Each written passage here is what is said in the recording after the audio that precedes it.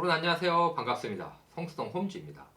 최근 몇 년 동안 부동산 거래도 많이 되고 코로나로 인해서 집에서 보내는 시간이 많다 보니까 인테리어 업체들이 굉장히 호황을 누리고 있습니다.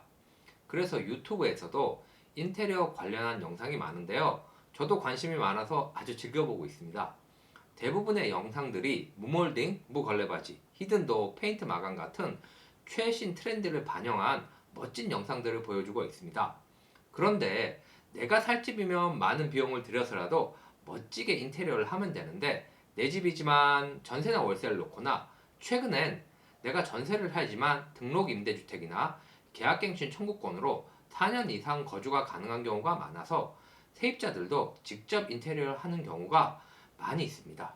특히 재건축 아파트나 성수동 같은 재개발 지역의 노후 빌라들은 인테리어를 안 하면 임대가 나가지 않아서 수리를 꼭 해야 될 경우가 많습니다. 저도 그래서 고객분들이 문의를 많이 주셔서 인테리어 업체하고 협업해서 여러 건의 공사를 진행했었고, 현재 세주고 있는 집이나 거주 중인 집, 그리고 제 사무실도 셀프로 인테리어를 진행했습니다. 그래서 오늘은 제가 인테리어 전문가는 아니지만 제 경험을 바탕으로 전월세 집을 저렴한 비용으로 반셀프 인테리어 하는 방법을 이야기해 볼까 합니다. 디자이너를 고용해서 레이아웃을 변경하고 하는 그런 고급 인테리어가 아니라요. 단순한 집수리 수준 정도의 인테리어라고 생각해 주시면 될 것 같습니다. 임대형 주택의 인테리어의 핵심은 딱 두 가지입니다. 가성비와 호불호 없는 무난한 디자인입니다. 임대인은 집이 너무 낡아서 새가 안 나가니까 어쩔 수 없이 하고 계약 만기 후에 임차인이 바뀔 수도 있기 때문에 저렴하고 무난하게 하고 싶어 합니다. 임차인도 마찬가지로 유니크하게 하고 싶어도 나중에 원상복구를 생각 안 할 수가 없기 때문에 대부분은 저렴하고 심플한 쪽으로 합니다. 그래서 디자인적 요소는 그렇게 크게 고려 안 하셔도 되고요.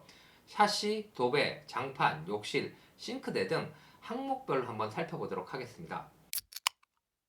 먼저 샤시는 임대인들은 본인이 거주하지 않으면 대부분 안 하고 세입자들도 웬만하면 안 합니다.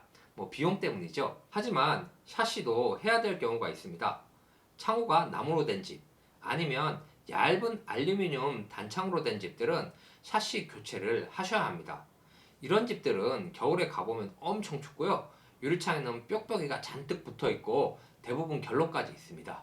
비싼 돈을 들여서 인테리어를 해놔도 단열도 안 되고 외관상으로도 매우 안 좋기 때문에 집의 가치가 확 떨어집니다. 그래서 이런 집들은 반드시 하시기를 바라고요. 기존의 단열 성능이나 외관이 워낙 안 좋았기 때문에 LG나 KCC 같은 일군 브랜드 제품으로 안 해도 저가형으로 해도 체감 효과가 큽니다. 가격 차이는 제 경험상 비슷한 스펙이면 일군 브랜드 제품하고 중소기업 제품은 한 30에서 40% 정도 차이가 났던 것 같습니다. 싱크대는 저가형은 흰색 하이그로시, 인조 대리석 상판 등 요즘은 거의 공식처럼 규격화가 다 되어 있고요. 가격도 오픈되어 있어서 사제업체 몇 군데 견적받아서 결정하시면 큰 어려움은 없을 것 같습니다. 단 주방에 타일 시공을 하실 경우는 욕실 공사도 하신다면 싱크대 업체하고 욕실 업체가 두 군데를 가격을 비교해서 결정하시면 약간의 비용 절감은 되실 수 있을 것 같습니다. 다음은 욕실인데, 욕실은 비용 절감하고 시공 편리성을 위해서 대부분 덧방 시공을 합니다. 덧방 시공이 뭐냐면요, 기존 욕실에서 변기, 세면대, 수납장 같은 것만 철거를 하고 기본 타일 위에 재시공하는 형태입니다. 덧방은 철거 시공 비용도 절감이 되고 기존 방수공사된 부분을 건드리지 않으니까 누수로 인한 하자도 없습니다. 단점은 욕실 면적이 조금 좁아지고 바닥이 살짝 올라와서 슬리퍼가 걸리는 경우가 있습니다, 문에. 그리고 기존의 타일 벽면이 부실하거나 덧방 시공을 여러 번 한 경우, 또는 예전에 유니트 바스룸의 약자로 UBR 욕실이라는 게 있었습니다. 세면대하고 변기가 이렇게 플라스틱 소재로 돼서 일체형으로 된 욕실인데, 이런 욕실들은 덧방 시공이 안 되고 철거를 하셔야 됩니다. 욕실 리모델링은 한 아파트 2, 30평대의 어떤 거실 욕실을 기준으로 덧방으로 하면 한 150에서 200만 원 사이면 거의 최저가일 것 같습니다. 그 외에 몇 가지 팁을 말씀드리면, 화장실이 두 개인 집인 경우 거실 안방 타일을 같은 제품으로 하시면 비용이 조금 절약됩니다. 세면대는 뭐 이런 긴 다리 세면대하고요, 반다리 세면대가 있는데 보통은 긴 다리가 조금 저렴한데 깔끔하고 이쁘고 청소하기도 편해서 좋은 거는 반다리를 추천드리고 싶습니다. 저가형은 가격 차이가 얼마 안 되니까요, 가급적 반다리로 하시길 바랍니다. 그런데 욕실 공사니 안 하자니 신경 쓰이고 하자니 뭐 좀 그럭저럭 쓸만한 것 같고 이런 분들도 계실 겁니다. 이런 분들은 부분 리폼을 하시는 것도 괜찮습니다. 바닥, 벽면, 뭐 타일은 줄눈 시공 같은 것만 다시 하고요. 변기, 세면대, 욕실장, 수전 이런 액세서리만 교체하면요, 리모델링의 한 절반 이하의 가격으로 효과를 크게 보실 수 있습니다. 그 다음은 집 분위기를 가장 크게 좌우하는 도배하고 장판입니다. 도배지의 종류는 실크 벽지, 광포 갑지, 소포 갑지 이렇게 세 가지가 있습니다. 뭐 실크는 당연히 진짜 실크는 아니고요. PVC 소재로 겉면이 실크와 비슷한 느낌을 줘서 실크라고 하는데 내구성도 좋고 장점이 많은데 비용이 비싸서 전셋집에 실크 벽지를 하는 경우는 없고요. 요즘은 합지도 눈으로만 봐서는 실크랑 구분이 안 될 정도로 좋은 제품도 많습니다. 그러니 합지로 하셔도요, 전혀 싼 티 안 나고요. 광폭으로 할지 소폭으로 할지만 고르시면 되는데요. 둘의 차이는 이름처럼 광폭은 폭이 약 93cm 정도로 넓고요. 소폭은 53cm로 좁고 소재나 뭐 기타 다른 부분은 다 동일합니다. 가격은 광폭이 조금 더 비싸고 이음새가 적으니 마감도 훨씬 깔끔합니다.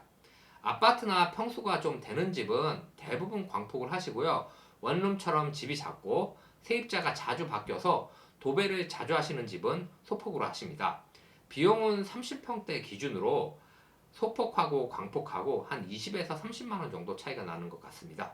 그런데 나는 아파트임에도 불구하고 좀 싸게 소폭으로 하겠다 하시는 분들은, 소폭은 아무래도 이음새가 많잖아요. 폭이 좁으니까.